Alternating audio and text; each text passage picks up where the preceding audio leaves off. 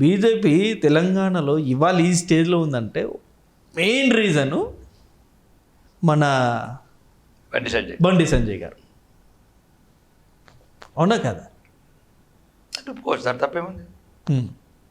కీలక సమయంలో ఆయన్ని తీసి పక్క పెట్టేశారు. కీలక సమయంలో ఎందుకు తీశారు ఏంటి? ఆయన అవసరం అక్కడ సెంటర్లో పనికి వచ్చిండొచ్చు, కానీ ఈ రకంగా రిజల్ట్స్ రావనుకుంటారు సార్. అప్పుడున్న నిర్ణయం అది అప్పటిదే. కాబట్టి పార్టీ ఎదుగుదలలో బండి సంజయ్ పాత్ర కాదనలేనిది, అది ఎవరు విసర్మించలేనిది. సో స్టిల్ ఇప్పుడు మళ్ళీ ఆయనకి గనక పగ్గాలు ఇస్తే మళ్ళీ ఇక్కడ బీజేపీ మీరు అనుకున్నట్టు మళ్ళీ అధికారంలోకి వచ్చే అవకాశం ఉంది కదా? ఇప్పుడు ఆయనే అన్నారు, నాకు ఇంకా సెంట్రల్ కేంద్ర హోంశాఖ మంత్రి పదవి ఇచ్చారు కాబట్టి ఇంకా నేను వేరే దేశ భద్రత దృష్ట్యా, దేశ బాధ్యత దృష్ట్యా బిజీగా ఉన్నాను, నేను రాను రాష్ట్రానికి అని అన్నారు. కాబట్టి ఇంకా నేను అనుకుంటున్నాను ఆయన మాట. సో ఇక అవకాశం ఉన్నది ఇక ఈటెల్ గారికి, లేకపోతే అరవింద్ గారికి, లేకపోతే రఘునందన్ కావచ్చు, డీకే అరుణ గారు కావచ్చు. తప్పేముందండి? మాకు ఒకటి పార్టీ అధ్యక్షుడు ఎవరైనా. మీరు ఉన్నారా రేస్లో ఏమన్నా? నేను లేను, కాను, రాను. 3 మీకు ఆలోచన లేదు, ఆలోచన రావద్దని కోరుకుంటాను. ఎందుకు అలా? పగ్గాలు చేయబడితే మీకున్న ఆవేశానికి మీరు ఇంకా ఎన్నో చేయొచ్చు కదా. అంటే పార్టీ అధ్యక్షుడు చేయాలని ఏమున్నది? సామాన్య అధ్యక్షుడి మాట వేరే లెవెల్ ఉంటుంది. ఇప్పుడు నార్మల్గా మాట్లాడే మాటకి పార్టీ అధ్యక్షుడిగా మాట్లాడే మాటకి చాలా తేడా. ఎలక్షన్ సరైన సమయంలో ఎలక్షన్ల ముందు నాకు ఆ 3 జిల్లాల బాధ్యత ఇవ్వమంటున్నా ఇన్ఛార్జిగా. ఏది? వరంగల్, ఖమ్మము, నల్గొండ. అదే అదొకటే కోరుకుంటున్నారు. అదొకటే కోరుకుంటున్నాను. అది కూడా ఏ పాత్ర నాకేమద్దు. కాలా 3 జిల్లాల కొద్ది బాధ్యతలు, ప్రచారం కావచ్చు, చైతన్యపరచడం కావచ్చు, సభలు కావచ్చు. అంటే నిక్షిప్తమైన హిందూ జ్వాలని రగిల్చాలా ఆ 3 ప్రాంతాలల్లో. చాలా మేధావి వర్గం అన్ని. ఆంధ్రప్రదేశ్లో ఆ 3 జిల్లాలు, వరంగల్ అది డ్రాపు, బాగా ఇంటలెక్చువల్స్, మేధావులు అన్ని రంగాలలో. ఖమ్మం కూడా అదే, ఖమ్మం కూడా, నల్గొండ ఉద్యమాల కిల్లది. వాళ్ళని చైతన్య పరిస్తే బీజేపీకి అడ్డే లేదు, అనుకో 80 క్రాస్ అయిపోతుంది మాది. ఆ 3 జిల్లాలే మెయిన్ కీలకం. 3 జిల్లాల చెట్టు ఇక 3 జిల్లాల ఊపు వచ్చిందంటే ఇంకా మిగతా 30 జిల్లాలు అసలు ఏం సమస్య లేదు మాకు.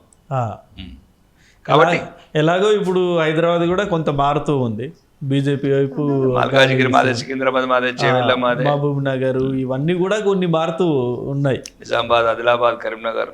ఆదిలాబాద్ అంటే ఆల్మోస్ట్ అది ఇక మొత్తం కవర్ అయిపోతుంది. ఆదిలాబాద్ అదంతా, నిజామాబాద్ ఆ బెల్ట్ అంతా మారుతూ వస్తుంది. మెదక్ కూడా మొత్తం ఆరెంజ్ కలర్ ఇలా మొత్తం కంప్లీట్. అదొకటి అక్కడ జైరాబాద్ తీసుకుంటే క్లియర్, మొత్తం క్లియర్. ఈ 3 తీసుకుంటే క్లియర్. ఇలా ఈ సెగ్మెంట్లోనే 80 అంతే. ఏం లేదు, మాకు పెద్ద ఇబ్బంది ఏం లేదు. సో ఇప్పుడు ఎవరు నెక్స్ట్ మీ మనసులో ఏముంది? ఎవరు రావాలని ఉంది? ఎవరు అవ్వాలని ఉంది మీ మనసులో ఏముంది?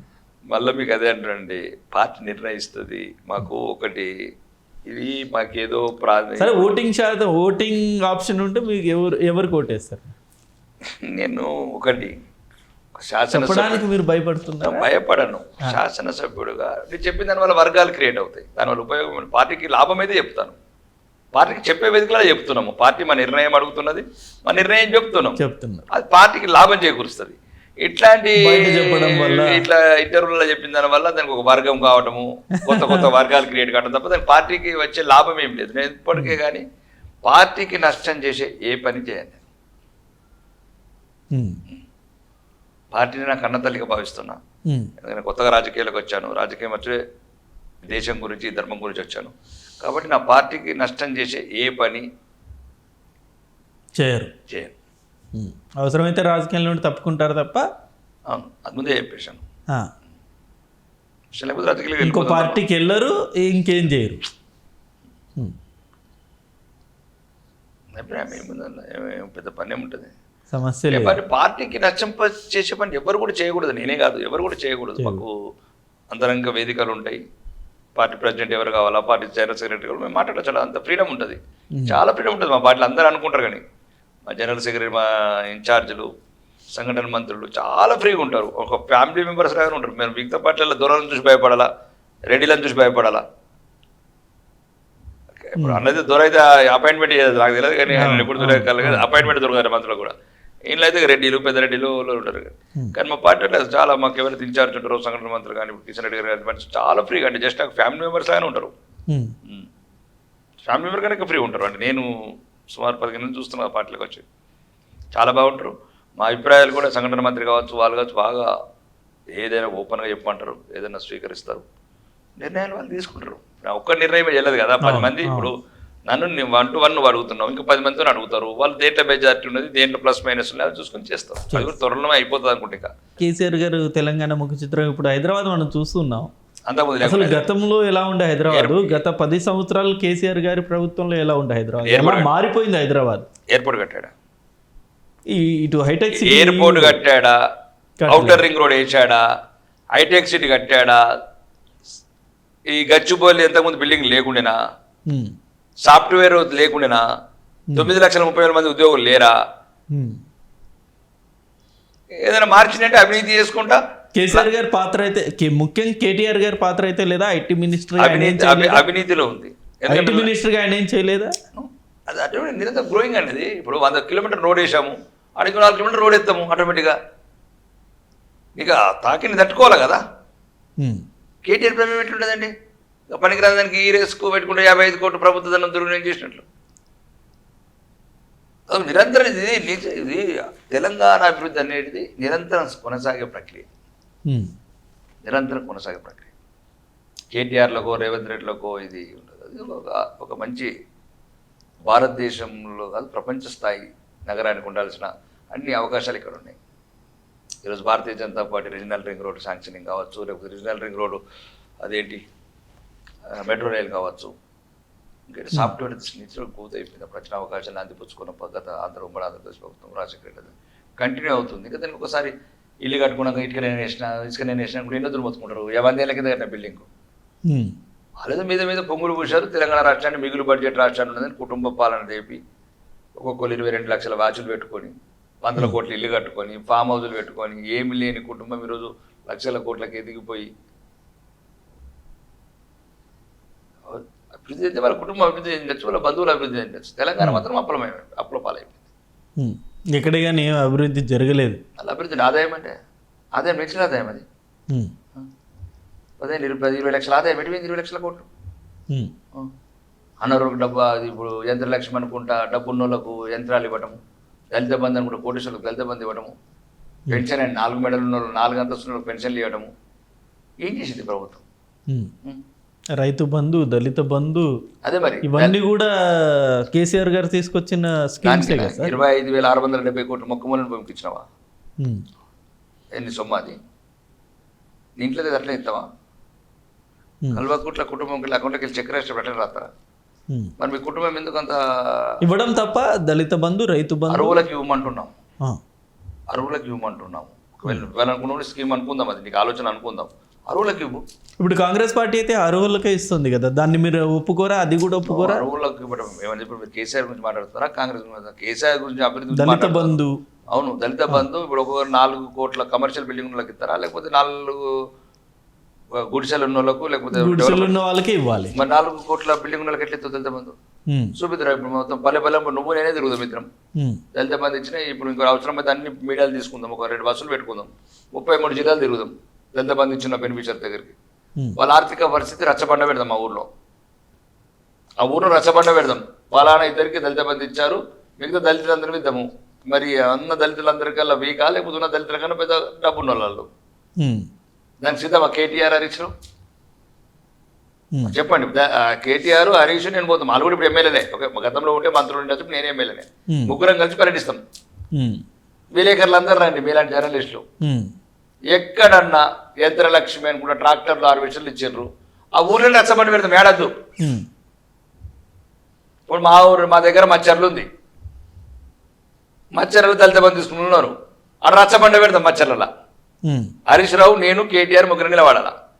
ఆలూరు ఉంది, యంత్రలక్ష్మి అని తీసుకున్నారు. అని రచ్చబండ పెడతాం. రైతుల్ని అడుగుదాం, బలహీనమైన రైతులకు ఇచ్చారా, బలమైన రైతులకు ఇచ్చారా? కోటీశ్వర్లకు స్కీమ్ గురించి నేను చెప్పుకోవట్లేదు. దళిత బంధు లబ్ధిదారుల గురించి పోతున్నా. మచ్చర్లకు పోదాం. ఇగో దళిత బంధు మొత్తం ఎస్సీల వెళ్తామట రచ్చబండ. పిలిచి ఇగో ఇక్కడ దళిత బంధు వచ్చింది కదా 3 యూనిట్లు, ఈ 3 యూనిట్లు లేని దళితులకు వచ్చినాయా, ఉన్న దళితులకు వచ్చినాయా? ప్రజల డబ్బు సర్వనాశనం చేశారు, అప్పుల మయం చేసి ఈరోజు నెలకు 65,000 కోట్ల అప్పు అడిగట్టట్టు చేసి, అప్పుడే కాదు ప్రమాదం, ఇంకా భవిష్యత్తు మొత్తం ప్రమాదం ఏటి. కాబట్టి అతని పరిపాలన గురించి ఎంత తక్కువ మాట్లాడుతుందో మంచిది. అది అంటే నేను అన్నది మళ్ళీ చరిత్ర చెప్తుంది కదా, ఇప్పుడు వడ్డీ కడుతున్నామంటే అది ఇప్పుడు మొన్న రేవంత్ రెడ్డి గారు పదే పదే ఇదే ప్రస్తావన ఇప్పుడు తీసుకొచ్చారు. కాళేశ్వరం కూడా కూలిపోతుంది అలా అంటున్నారు కదా, నేను అట్లే కదా, ప్రభుత్వం అంటుంది నేషనల్ సేఫ్టీ డ్యామ్ సేఫ్టీ వాళ్ళు అంటున్నారు నాసి రకంగా కట్టిరండి. ఆల్రెడీ మనం చూసా చీలికలు వీడియోలు బాగా వచ్చాయి కదా. మరి దానికి సంబంధం చెప్తారు కేసీఆర్ గారు, కేటీఆర్ గారు, హరీష్ రావు గారు. ఆయనైతే కాళేశ్వరరావు కదా, హరీష్ రావు కాదట. అప్పుడు ఒక మాజీ గవర్నర్ అన్నాడు కాళేశ్వరరావు అని. మరి కాళేశ్వరరావు ఏం చెప్తారు ఇప్పుడు సమాధానం? ప్రజలని అన్ని చోట్ల భయపెట్టలేరండి, జరిగిన అవినీతి బాగా దారుణమైంది. భారత పార్లమెంట్లో కూడా ఆర్థిక శాఖ మంత్రి చెప్పారు, మిగులు బడ్జెట్ రాష్ట్రాన్ని 2 ప్రభుత్వాలు, అప్పుడు గత ప్రభుత్వం ఇప్పుడు ఈ ప్రభుత్వం అప్పుల కుప్ప చేశారు. తెలంగాణ ప్రజల గుండెల మీద కుంపటి పెట్టినారు. ఈ మోసపూరిత చర్యల ద్వారా, మోసపూరిత మాటల ద్వారా, మోసపూరిత సభల ద్వారా తేలేదేముండదు, జరిగేదేముండదు. జరిగేది భవిష్యత్ అంతా భారతీయ జనతా పార్టీ. సో ఈ కాంగ్రెస్ బీఆర్ఎస్ని ఇక నమ్మరు ప్రజలు, ఓన్లీ బీజేపీని నమ్ముతారు, అంతేనా మీరు చెప్పే మాట? మేము చెప్పదు నమ్మాలని మేము ఇప్పుడు 10 సంవత్సరాలు జరిగింది చెప్తున్నాము, ఇప్పుడు జరిగిన 2 సంవత్సరాలు జరుగుతున్నాం. ఇప్పుడు మహాలక్ష్మి ఇవ్వలేదని చెప్తున్నాము, వాళ్ళు ఇచ్చిందని చెప్పాలి. మహిళలకు 2,500 నెలలు ఇస్తామన్నారు, ఇచ్చిందని చెప్పాలి. కళ్యాణ లక్ష్మి తులం బంగారం అన్నారు, ఇచ్చిందని చెప్పండి. మీరేనే చెప్పండి. ఇప్పుడు తులం బంగారం అయితే ఇప్పుడు నేను రాజీనామా చేసి వెళ్ళిపోతాను. ఇప్పుడు ఎన్ని రాజీనామా చేస్తాను చెప్పాలి కదా. మోసపూరిత వాగ్దానాలు చేసి అమాయక ప్రజల్ని నమ్మించి గొంతు కోసి ఈరోజు పోలీసు పహారాలో రాజ్యం వెళ్తున్న కాంగ్రెస్ సర్కార్. కాబట్టి ప్రజలందరూ అన్ని రకాలుగా అన్ని ఆలోచించుకున్నారు. సమయం వచ్చినప్పుడు సమాధానం చెప్తారు. గూటం దెబ్బ అన్నట్టు మా తెలంగాణలో గూటం దెబ్బతో పెడతారు, ఓటు దెబ్బ. కాబట్టి ఏమి ఇబ్బంది పడే అవసరం లేదు. ఇద్దరు అంటే గ్రామీణ ప్రాంతాల్లో ఈ బీజేపీ కార్యకర్తలు లేకపోతే బీజేపీ గ్రాఫ్ కంటే కూడా బీఆర్ఎస్ గ్రాఫే ఎక్కువగా సార్ అనుకోండి. కొన్ని సెగ్మెంట్ వరకు ఓకే, మరి అంటే పార్లమెంట్ కూడా ఎట్లా వచ్చినాయి? పార్లమెంట్ వరకు కొంత ఆలోచించారు బీజేపీ, లేకపోతే మోదీజీ గారి చరిస్మా, ఇవన్నీ కొన్ని వర్కౌట్ అయ్యాయి. నేనేమంటున్నా అండి, మేము కూడా కొద్దిగా ఎక్కడన్నా ఉంటే బలహీనం ఉండొచ్చు. నల్గొండ, ఖమ్మం లాంటి చోట, మేజర్ సెగ్మెంట్ ఇప్పుడు నల్గొండ, ఖమ్మం, వరంగల్ 3 జిల్లాలు మాకు. మేము ఉత్తర తెలంగాణ మొత్తం ఎటు చూసినా కమలమే వికసించింది. కమలం కోరుకుంటున్నారు. హైదరాబాద్లో కూడా కమలమే కోరుకుంటున్నారు. చదువుకున్న వాళ్ళు కాబట్టి ఇంకా మేము పెద్ద ఇబ్బంది పడే అవసరం లేదు. కానీ ఈ 3 జిల్లాల్లో కొద్దిగా పార్టీని పటిష్టపరచుకుంటే, బలపరుచుకుంటే ఇంకా మమ్మల్ని నల్గొండ అయితే నాకు తెలిసి మీ చేతుల్లోకి రాకపోవచ్చు బీజేపీ వాళ్ళకి, ఎందుకంటే అక్కడ ఉన్న నాయకులు కాదు, అక్కడ ఉన్న నాయకులు మీరు ఉత్తమ్ కుమార్ కావచ్చు, కోమటిరెడ్డి కావచ్చు, ఇంతకుముందు. ఇప్పుడు వాళ్ళదేగా రాజ్యం నల్గొండ. వ్యక్తులను అంటలేము, మేము ఒకటే అంటున్నాం. మాకు ఒకటే దేశం, ధర్మం, హిందువులంతా ఐక్యత కావాలి. నల్గొండలో గాయం కాదు. నల్గొండలో మనం పాయలు పోతే ఎట్లా కాల్చకపోతుండ్రే? నల్గొండోడు, ఖమ్మమోడు, వరంగలోడు పహల్గాం పోతే ఇప్పుడు ఏర్పడుతుండే. నల్గొండ, ఖమ్మం, వరంగల్ చైతన్యవంతమైన నేల. ఇప్పుడు ఖమ్మం కూడా అంతే, అక్కడ కూడా బట్టి విక్రమార్క గారు ఉన్నారు, చాలా మంది హేమాహేమి నాయకులు ఉన్నారు. చైతన్యవంతమైన నేల ఖమ్మం, నల్గొండ, వరంగల్. మేము ఆ నేలను గౌరవిస్తున్నాం. మాకు జీవం పోసిన నేల వరంగల్. కాబట్టి ఎట్టి పరిస్థితులు కూడా ఆ 3 జిల్లాలని పునర్జీవం అంటే చేసి దాన్ని ఎట్లయితే చైతన్యపరిచి అక్కడ మేధావి వర్గం, మంచి రైతాంగం, అన్ని రకాలుగా ఆలోచన వర్గాలు ఉన్నాయి అక్కడ, మధ్యతరగతి వర్గాలు. ఈరోజు వాళ్ళు కూడా అన్ని రకాలుగా ఆలోచిస్తున్నారు. ఇప్పుడు ఈ హైదరాబాద్ పార్లమెంట్ సెగ్మెంట్ అయితే బీజేపీ ఎప్పటి నుండో పోరాటం చేస్తాం. లాస్ట్ టైం పాపం మాధవీలత గారు భయంకరంగా పోరాటం చేశారు, ఆమె స్టిల్ గెలవలేకపోయారు. సో హైదరాబాద్ సెగ్మెంట్ అయితే ఇక మస్లీజ్, ఇక ఎంఐఎం పార్టీకి అది రాసిచ్చినట్టే. ఇక మీరు ఏమన్నా ఎప్పుడన్నా భవిష్యత్తులో చరిత్ర ఏమన్నా తిరిగి రాస్తారా? చెప్పలేం. కీలుగుర్రం ఎగరనొచ్చు, గుర్రము ఎగరవచ్చు, తప్పలేదు. ప్రయత్నం మనం చేసాం కదా, 4 లక్షలు రీచ్ అయ్యాం. మా హిందువులు ఇంకా సంఘటితం కాలేదు. మేము ఆల్రెడీ హిందువులంతా ఓట్లేస్తే మేము గెలుస్తాం ఇప్పటికి కూడా. ఉమ్. హిందువులంతా ధర్మం వైపు నిలబడి, వాళ్ళ భవిష్యత్తు వైపు నిలబడి, వాళ్ళ భద్రత వైపు నిలబడితే హైదరాబాద్ కూడా ఓడతాం మేము. వాళ్ళకన్నా ఎక్కువ ఓటమే. ఉమ్. కానీ అక్కడ స్టిల్ ఇంకా ఎంఐఎంకే ఓటేస్తున్నారు. అదే ఐక్యత లేకపోవడమే ఈ అనర్థాలకు మూలము. ఆ. అట్లా ఐక్యత లేకపోవడమే అనర్థాలకు మూలం. కాబట్టి భవిష్యత్తులో రావాలని కోరుకుందాం. సో అక్బరుద్దీన్ ఓవైసీ గారు ఓడిన రోజు హైదరాబాద్ ముఖ చిత్రం మారుతుందా బీజేపీ గెలిచిన రోజు? 100%. పాత బస్తీని కొత్త సిటీ కన్నా బాగా చేస్తాం. ఆ. డెవలప్మెంట్లో ఉరకలెత్తిస్తాం. ఉమ్. అక్కడ ఇప్పటికీ మరి దారుణంగా ఉండే పరిస్థితులు. ఉమ్. ముస్లింలను చూస్తే కూడా బాగా బాధ అనిపిస్తుంది.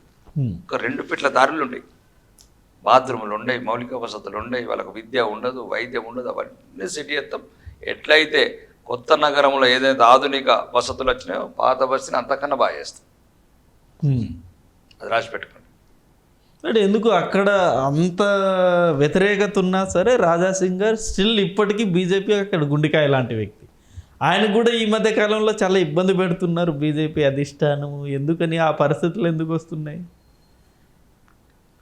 అట్లా ఏముండదు, చిన్న చిన్న ఘటనలు జరుగుతూ ఉంటాయి. అందరూ ఒకే రకమైన మెంటల్తో ఉండలేరు కదా. ఇప్పుడు రాజా సింగ్, నేను ఒకటే మెంటల్తో ఉండలేము, నువ్వు ఒక మెంటల్తో ఉండలేము.